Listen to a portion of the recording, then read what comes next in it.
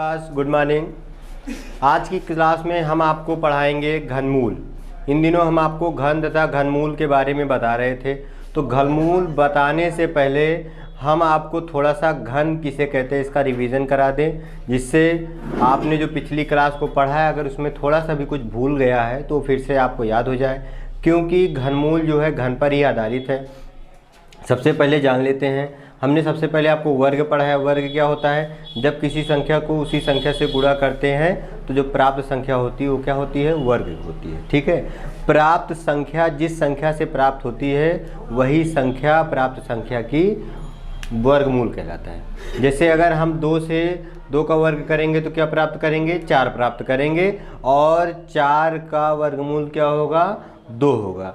ठीक उसी प्रकार से घनमूल होता है, हमने आपको घन बताया था। घन क्या होता है? जब हम किसी संख्या को उसी संख्या की घात 3 कर देते हैं। जैसे हम 2 का गुणा 2 से न करके एक बार और 2 से कर देते हैं। जैसे 2 का गुणा 2 में किए 4, 4 का गुणा 2 में किए तो 8। मतलब किसी की भी संख्या की घात 3 क्या कहलाती है?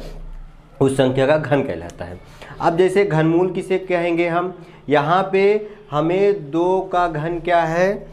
अगर हम यहाँ देखना चाहें तो 2 का घन आप बताएंगे क्या है?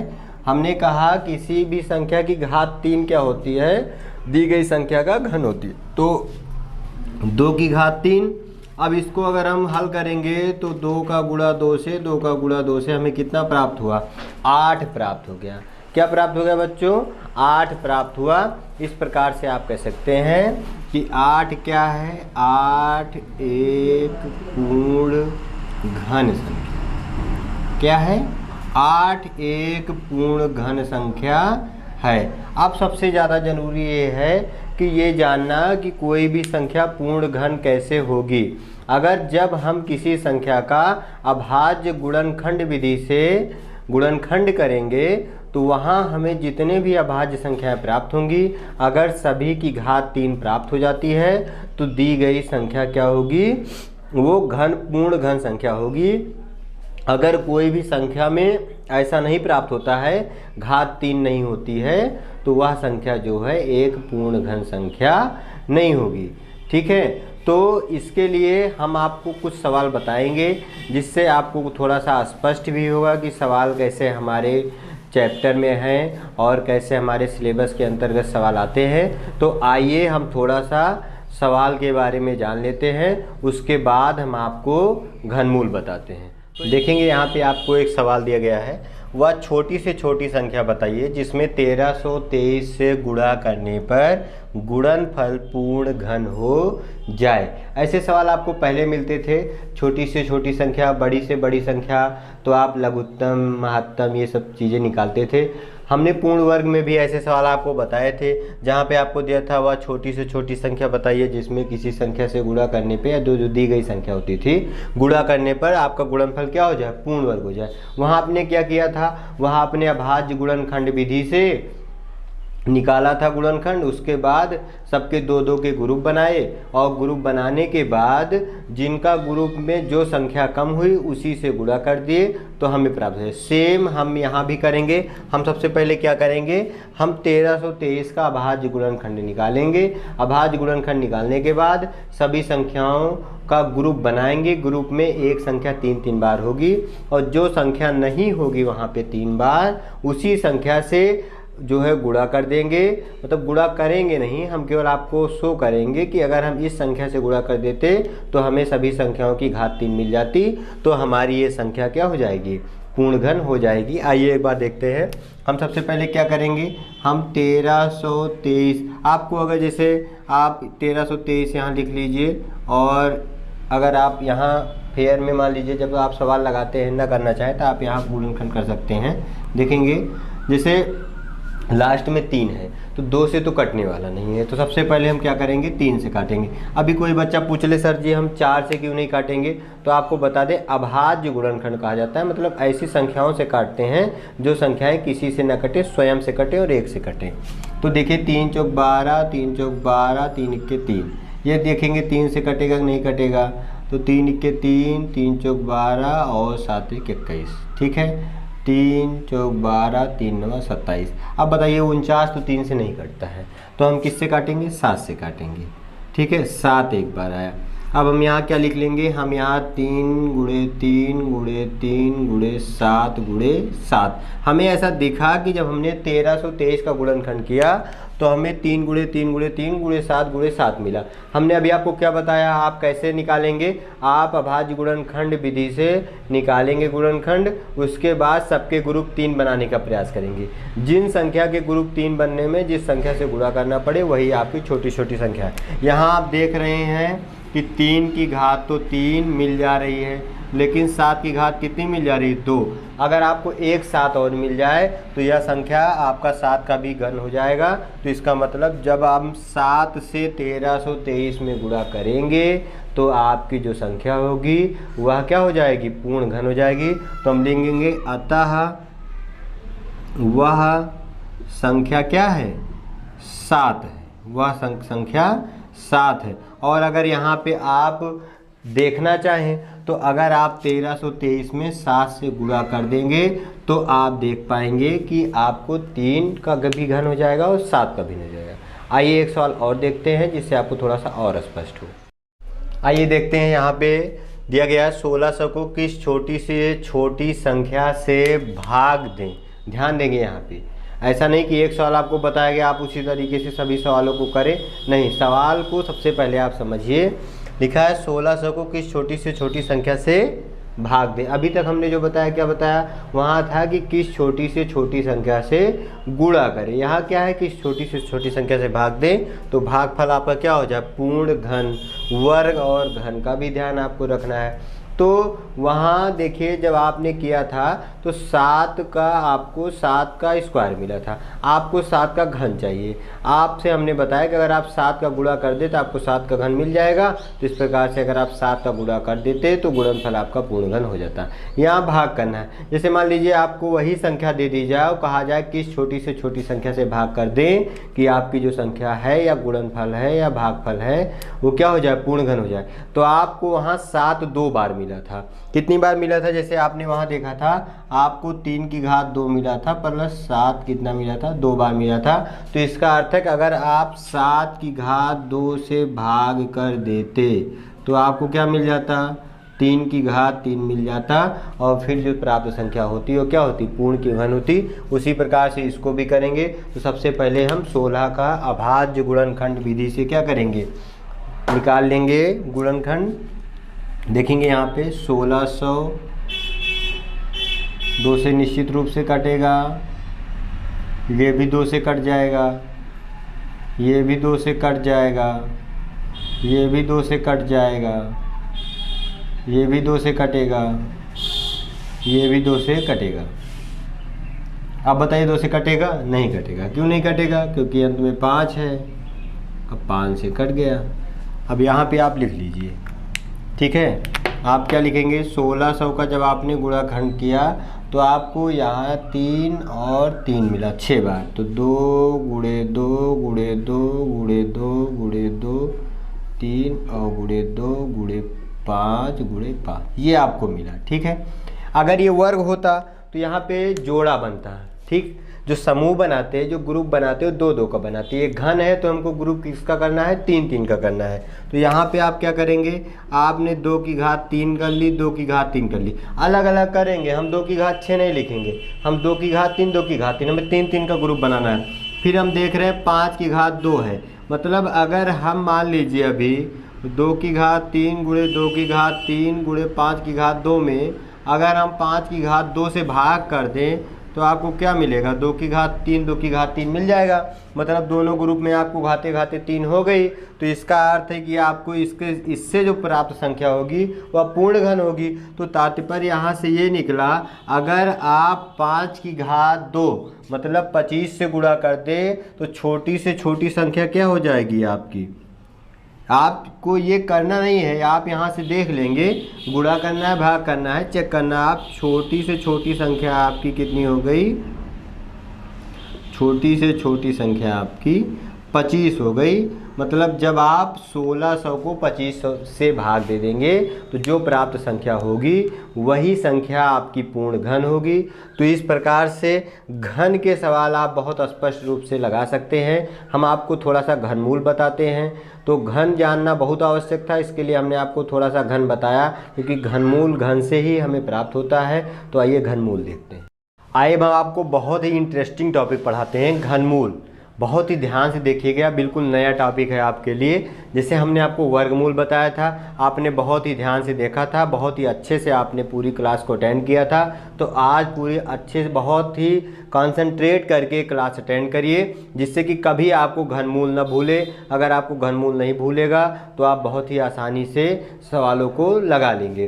तो घनमूल क्या होगा, जैसे आपको हमने वर्गमूल बताया था, जब जिस संख्या का वर्ग होता है वही संख्या जो है उसकी वर्गमूल होती है। उसी प्रकार से घनमूल होगा। जैसे मान लीजिए सबसे पहले तो हमने बताया 1 का घन आपको बताया था। 1 का घन का तात्पर्य है 1 की घात 3 से, और इसका मान 1 हुआ था। 2 का घन क्या बताया था हमने आपको, 2 की घात 3 बताया था और 8 बताया था। 3 का घन 3 की घात 3 और इसका 27 हुआ था। ठीक है, ये तो घन हो गया। अब घनमूल क्या होगा, घनमूल कहा जा सकता है किसी भी संख्या का घनमूल वह संख्या है जिससे हमारी संख्या प्राप्त होती है। जैसे मान लीजिए किसी भी संख्या का घनमूल, जैसे 1 का घनमूल वह संख्या है जिससे हमें घन प्राप्त होता है। तो हमें घन किससे प्राप्त हुआ, 1 से प्राप्त हुआ, तो 1 का घनमूल क्या हो गया, 1 हो गया। अभी थोड़ा और क्लियर करेंगे। 8 का, 8 क्या है, 8 एक घन संख्या है। तो किसी भी संख्या का घनमूल वह संख्या है जिससे हमें घन प्राप्त हुआ था। तो 8 का घनमूल क्या है, 2 है। क्यों, क्योंकि हमें 2 से ही घन प्राप्त हुआ था। तो किसी भी संख्या का जब हम घात 3 करते हैं तो हमें क्या प्राप्त होता है, घन प्राप्त होता है। तो हम घनमूल कैसे शो करेंगे या घनमूल कैसे प्राप्त करेंगे, घनमूल हम अभाज्य गुणनखंड विधि से प्राप्त कर सकते हैं। हमने ये देखिए ऐसा हमने आपको चिन्ह बताया था, ये चिन्ह हमने आपको किसका बताया था, वर्गमूल का बताया था।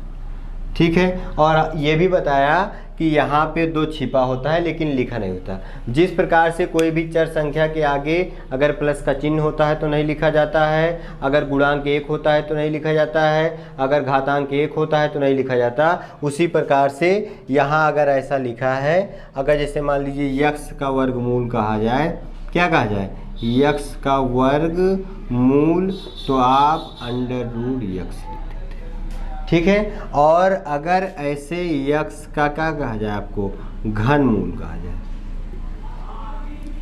यहाँ 2 होता है, छिपा होता है, लेकिन जब घनमूल कहा जाएगा तो आप 3 यहाँ लिख देंगे। अब ध्यान क्या रखना है, 3 अंदर में लिखना है। इस तरह से अगर आप लिखेंगे तो ये क्या होगा, गलत होगा। ये क्या पढ़ा जाएगा, ये 3 root x, under root x कहा जा सकता है। मतलब यहाँ पे जो वर्गमूल है वो किसका है, यक्स का है, और 3 आपका क्या है, उस गुणांक में है। तो आप इस तरह से ना लिखिए, आप किस तरह से लिखेंगे, आप बहुत ही अच्छे से इसको ऐसे बनाइए और 3 यहाँ बीच में लिखिए ये। तो यहाँ पे आप इसको यक्स की घात 1/3 लिख सकते हैं। यहाँ थोड़ी जानकारी और ले लेते हैं। अगर यहाँ पे मान लीजिए क्या है, अगर आपको यहाँ पे मिला, इस तरह मिला, तो आप यहाँ यक्स की घात क्या लिख सकते हैं, 1/3। अगर इस तरह मिला तो आप क्या लिख सकते हैं, यक्स की घात 1/2। अगर 2 है तभी कुछ नहीं लिखा जाएगा, नहीं तो हो सकता है इस तरह भी आपको लिखा मिल जाए, तो आप इसको क्या लिख सकते हैं, यक्स की घात 1/4। मतलब यहाँ अंदर में जो चीज़ आपको लिखी मिले किसी भी संख्या का, आप उतना 1/, और अगर ये आपकी अचर संख्या में भी हो, जैसे 2 की घात इस तरह लिखा हुआ है 4, तो आप इसको 2 की घात 1/4 भी लिख सकते हैं। ठीक है, तो इतना क्लियर आप रखिए। घनमूल का चिन्ह जो है क्या है, ये घनमूल का चिन्ह है, ये वर्गमूल का चिन्ह था, तो ये वर्गमूल का चिन्ह होता, यहाँ कुछ नहीं लिखा होता, और अगर यहाँ पे 3 लिखा होगा तो ये क्या होगा, आपका घनमूल का चिन्ह हो जाएगा। तो इस प्रकार से आप घनमूल के बारे में जान लीजिए। अगर 1 का घन क्या है, 8 है, तो 8 का घनमूल कितना है? 1 है। तो इस प्रकार से घनमूल को आप जान सकते हैं। और घनमूल निकालेंगे किस तरह से? हम अभाज्य गुणनखंड विधि से, जब सबसे पहले, क्योंकि अभाज्य गुणनखंड विधि अभी हमको आ रही है, अगर सबसे पहले हम उसको सीखेंगे तो हमें आसानी से आ जाएगा। जैसे मान लीजिए आपको 27 का कहा जाए, 27 का घनमूल, क्या कहा जाए? 27 का घनमूल। तो आप क्या करेंगे? इसका निकाल लेंगे अभाज्य गुणनखंड विधि से। 3 त्रिका 9 और 3 त्रिका 9, 3 इक्के 3। आपको 3 गुणे 3 गुणे 3, हम 3 की घात से 3 ले लेंगे और ये 3 क्या हो गया? 27 का घनमूल हो गया। इसी प्रकार से हम सभी संख्या का अभाज्य गुणनखंड विधि से निकालेंगे और जो संख्या हमें प्राप्त होगी वही संख्या क्या हो जाएगी? घनमूल हो जाएगी। अब हम आपको बताते हैं कि पूर्णांकों के, देखेंगे यहाँ पे पूर्णांकों के गुणांकों का घनमूल अगर आपको ज्ञात करना हो, अर्थात क्या हुआ, आपको संख्याएं ऐसी दी जाएंगी जो पूर्ण घन होंगी और उनका क्या होगा? गुणनफल होगा। तो किस प्रकार से आप उनका घनमूल निकालेंगे? कैसे निकालेंगे? सबसे पहले आप स्टेप जान लीजिए। सबसे पहले आप क्या करेंगे? जो पूर्णांक आपको दिए हैं उनको एक एक कर, क्योंकि पूर्णांक है, मान लीजिए 2 या 3 संख्याएं आपको दी हैं, तो आप अभाज्य गुणनखंड विधि से एक संख्या का पूरा आप क्या करेंगे? गुणनखंड निकाल लेंगे, दूसरी संख्या का निकाल लेंगे, तीसरी संख्या का, जितनी दी होंगी निकाल लेंगे। फिर आप उनका क्या करेंगे? समूह बनाएंगे 3-3 का। जो 3-3 का जब आप उनको ग्रुप में रखेंगे तो 3 ग्रुप से आप एक एक संख्या ले लेंगे और उसके बाद जो संख्याएं आपको प्राप्त होंगी उन संख्या का आप आपस में गुणा कर देंगे। गुणा करने के बाद जो संख्याएं आपको प्राप्त होंगी वही क्या हो जाएंगी? आपकी गुणन, आपका वो घनमूल हो जाएगा। तो एक उदाहरण के माध्यम से इसको हम थोड़ा सा समझ लेते हैं। जैसे मान लीजिए आपको दिया है, इस प्रकार से दिया है,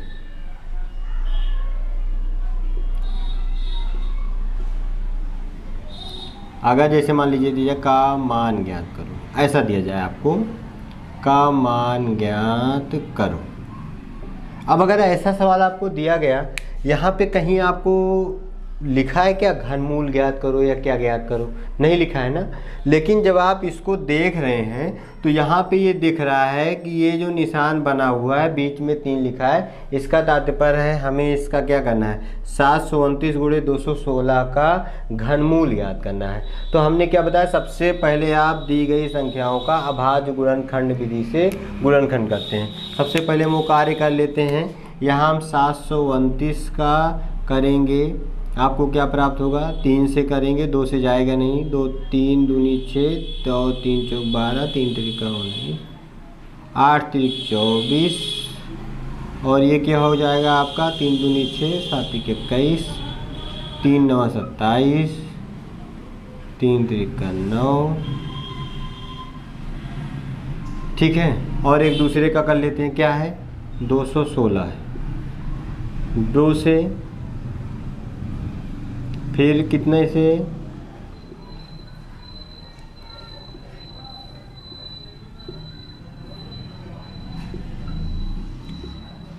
लीजिए, हमने गुणनखंड कर लिया। अभी क्या हमने बताया था दूसरे स्टेप में आप क्या करेंगे? उनसे आप घात तीनों से एक एक संख्या ले लेंगे। देखेंगे यहाँ पे आप, यहाँ से आपको मिल जाएगा 3, यहाँ से आपको मिल जाएगा 3, यहाँ से आपको मिल जाएगा 2, यहाँ से आपको मिल जाएगा 3। तो आप यहाँ पे क्या लिख सकते हैं? आप यहाँ पे इस तरह से लिख लेंगे, 3 यहाँ रहेगा, ध्यान देंगे। 729 का आप लिख लेंगे 3 की घात 3 और गुणे 3 की घात 3, और उसके बाद यहाँ से आप क्या लिख लेंगे? 2 की घात 3 और गुणे 3 की घात 3। अब देखिए, जैसे हमने बताया, इसका आप क्या कर सकते हैं? इसको घात 1/3 कर सकते हैं। अगर किए तब भी 3 3 कट जाएगा, नहीं तो अगर सभी संख्याओं का घात 3 हो गया है तो हम ये आपका क्यूब रूट हटा सकते हैं। ठीक है, यहाँ से हमें 3 मिल गया, यहाँ से हमें 3 मिल गया, यहाँ से हमें 2 मिल गया, यहाँ से हमें 3 मिल गया। आपस में गुणा कर देंगे, जो मान प्राप्त होगा। 3 का गुणा 3 में 9, 9 का गुणा आप करेंगे 18, और 18 36 18 54, ये आपका क्या हो गया? ये आपका 54 ही इसका क्या हो गया? आंसर हो गया। इसका तात्पर्य है अगर इसका गुणनखंड कर देंगे पूरा का पूरा और 54 को 3 बार गुणा कर देंगे, जो मान प्राप्त होगा वो दोनों के दोनों एक समान होंगे। ठीक है, अब चलिए देखिए, अगर आपको संख्याएं कैसी मिलती हैं, अगर आपको संख्याएं ऋणात्मक पूर्णांक मिलती हैं तो उसका घनमूल कैसे बनाएंगे। वर्गमूल में आपने तो ये सोचेंगे कि यहाँ पे तो वर्गमूल में ऋणात्मक संख्याओं का वर्गमूल बताया नहीं गया, तो हमने आपको एक लाइन में विशेष नोट करके बताया था कि कभी भी किसी भी ऋणात्मक जो है संख्या का वर्ग नहीं होता, वर्गमूल नहीं होता। क्यों नहीं होता? क्योंकि ऋणात्मक जो संख्याएं होती हैं उनका कभी भी ऋणात्मक हमको कोई भी पूर्ण वर्ग संख्या प्राप्त ही नहीं होगी, तो फिर हम उसका वर्गमूल क्या बनाएंगे। तो यहाँ पे घनमूल जो आपकी संख्याएं होती हैं, घन संख्या होती हैं, वो ऋणात्मक प्राप्त हो सकती हैं, तो उनका हम क्या करेंगे, उनका हम घनमूल कैसे बनाएंगे थोड़ा देखेंगे। अगर आपको ऋण पूर्णांक मिलते हैं, ठीक है, अगर आपको क्या मिलते हैं, ऋण पूर्णांक मिलते हैं, तो उसका घनमूल कैसे मिलाएंगे। जैसे देखेंगे यहाँ पे एक उदाहरण के, जैसे आपको यहाँ पे दिया गया -216, अगर आपको -216 दिया गया तो यहाँ पे कोई समस्या नहीं है, आप इसको क्या कर लीजिए,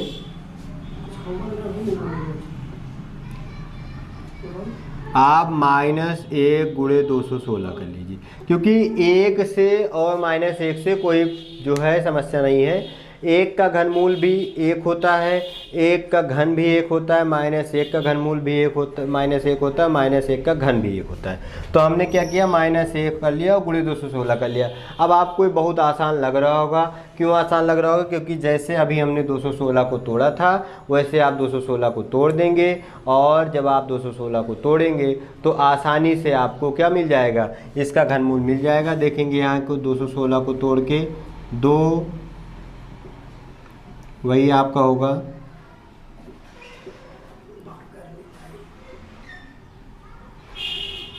मतलब आपको 3 बार मिलेगा। ठीक है, तो आप क्या लिख लेंगे यहाँ, ये चीज़ आप ध्यान रखेंगे, 3 अंदर में होना चाहिए और गुणे 2 की घात 3 होगा और गुणे 3 की घात 3। जब तक आपकी घातें 3 नहीं होंगी सभी संख्याओं की, तब तक आपका ये क्यूब रूट हटेगा नहीं। आप यहाँ चाहें तो -1 की घात 3 कर सकते हैं, कोई उससे समस्या नहीं होने वाली। आप -1 यहाँ से बाहर लेंगे, यहाँ से 2 बाहर आया, यहाँ से 3 बार आया, 3 का गुणा 2 में 6 और 6 का गुणा -1 में, ये आपका आंसर हो गया। तो इस प्रकार से आप ऋण पूर्णांकों का घनमूल निकाल सकते हैं। तो इसी के साथ आइए हम परमीय संख्याओं का भी घनमूल देख लेते हैं, जिससे आपका घनमूल का चैप्टर आसानी से खत्म हो सके। अब देखिए परमीय संख्याओं का घनमूल कहा जाए। परमीय संख्या हमने आपको बताई, ऐसी संख्या है जिसको आप P/Q के रूप में, अंश और हर के रूप में लिख सकते हो, क्या है आपकी परमीय संख्या है। तो परमीय संख्याओं का आप कैसे घनमूल निकालेंगे, सबसे पहले आप अंश का घनमूल निकाल लेंगे, हर का घनमूल निकाल लेंगे अभाज्य गुणनखंड विधि से, फिर दोनों संख्याओं को आपस में अंश और हर के रूप में लिख देंगे, बहुत ही आसानी से निकल जाएगा। उदाहरण के रूप से देखते हैं, बहुत ही ध्यान से देखिए। ठीक है, यहाँ पे जैसे आपको दिया गया, मान लीजिए 125, कितना दिया गया, 125 दिया गया और नीचे 216 लिख दिया गया, का घनमूल ज्ञात करो। कैसा दे दिया गया, का घनमूल ज्ञात करो। तो घनमूल ज्ञात करना है, इसका मतलब आपको क्या करना है, आपको ऐसा एक चिन्ह बना के यहाँ 3 लिख के 125/216 लिख देना है। हमने अभी आपको सवाल दिया था, उसमें हमने ऐसा लगा दिया था, कहा था का मान ज्ञात करो।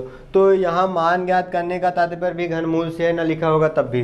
तो अभी आपने देखिए 5 का जब हम गुणनखंड करेंगे, इसको ऐसे ही लिख लेंगे, 5 × 5 = 25, 5 × 125, आसानी से हो गया। 216 को अभी हमने किया था, क्या मिला था, 2 की घात 3 मिला था, 3 की घात 3 मिला था। अब आप क्या करेंगे, 5 की घात 3 यहाँ से मिल गया, 5 की घात 3, 2 की घात 3, 3 की घात 3। अब देखेंगे यहाँ से क्या मिलेगा, यहाँ से आपको 5 मिल गया और 3 दूनी 6 मिल गया, यही इसका आंसर हो गया। तो आपके घनमूल में बस इतना ही था, आपके घनमूल में पूर्णांकों का घनमूल, आपका घनमूल निकालना था, और उसके बाद आपके पूर्णांकों के गुणनफल का भी घनमूल निकालना था। ऋण पूर्णांक अगर आपको मिल जाते उसका घनमूल कैसे निकालते हैं, परमीय संख्याओं के, अगर परमीय संख्याओं में भी ऐसे ऋण मिल जाए तब भी आप वहाँ कोई घबराने वाली बात नहीं है, आप आसानी से निकाल सकते हैं -1 का गुणा करते हुए। तो इस प्रकार से घनमूल आपका चैप्टर यहीं पर आज समाप्त होता है। आपको होमवर्क दे दिए जा रहे हैं, आप बहुत ही अच्छे से उसको करिए और क्लास बराबर अटेंड करते रहिए। ज़्यादा से ज़्यादा संख्या में समय निकाल के, गर्मियों का समय है, छुट्टी का समय है, ज़्यादा धूप में बाहर ना निकलिए क्योंकि बाहर वैसे भी नहीं निकलना है। तो आप घर में रहते हुए और अपना बहुत ख्याल रखते हुए वीडियो को देखते रहिए, पढ़ाई करते रहिए। बहुत सी समस्याएं आ रही हैं लेकिन समस्या का समाधान भी होगा, तो आप देखते रहिए। कल की क्लास पढ़ाई जाएगी। तब तक के लिए धन्यवाद।